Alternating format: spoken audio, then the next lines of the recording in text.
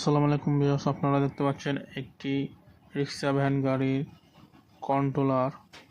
এই কন্ট্রোলারটি এক মেকানিক ভাই দেখেছে, এই দুইটি পার্টস চেঞ্জ করেছে, কিন্তু কন্ট্রোলারটি রানিং করতে পারে নাই, তাই আমার কাছে নিয়ে আসছে।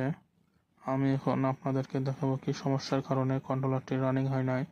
তো আমি আমার মোটরে আগে চেক করে নিচ্ছি যে কি সমস্যা। আপনারা দেখতে পাচ্ছেন আমি আমার মোটরে দেখতেছি কোনো চালা শব্দ করতেছে না, আমার পিকআপের লাইন ধরতেছি কোনো চালা শব্দ করতেছে না, অর্থাৎ কন্ট্রোলারের কোনো সাড়া নাই। কি সমস্যার জন্য এরকম?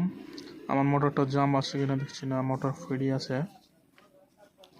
কি সমস্যার কারণে এটা হয়েছে তো আপনাদেরকে দেখা, এই যে আমি চেক করে দেখলাম এখানে একটি ট্রানজিস্টার নষ্ট আছে।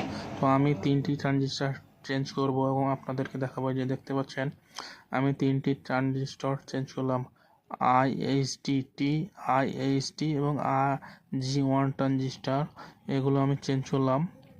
এখন আপনাদেরকে আমি আবার আমার মোটরের সাথে কানেকশন করে দিলাম এবং আপনাদেরকে পিকআপ দিয়ে দেখাবো। আমার গাড়িটি চলে যেতে দেখতে পাচ্ছেন, আলহামদুলিল্লাহ আমি পিকআপ দেওয়া মাত্র আমার মোটরটি ঘুরতেছে। তো আমাদের সমস্যা ছিল ট্রানজিস্টারে। এরকম যারা সমস্যায় পড়বেন তারা দেখবেন যে মসফেট চেঞ্জ করার পর কোনো ট্রানজিস্টারের সমস্যা আছে কি না, তাহলে আপনারা সব কন্ট্রোলার সারাইতে পারবেন এবং সার্ভিসিং করে দিতে পারবেন আপনার কাস্টমারকে। এরকম ভিডিও পেতে আমার চ্যানেলটি সাবস্ক্রাইব করবেন। ধন্যবাদ সকলকে এবং একটি শেয়ার করে দিন।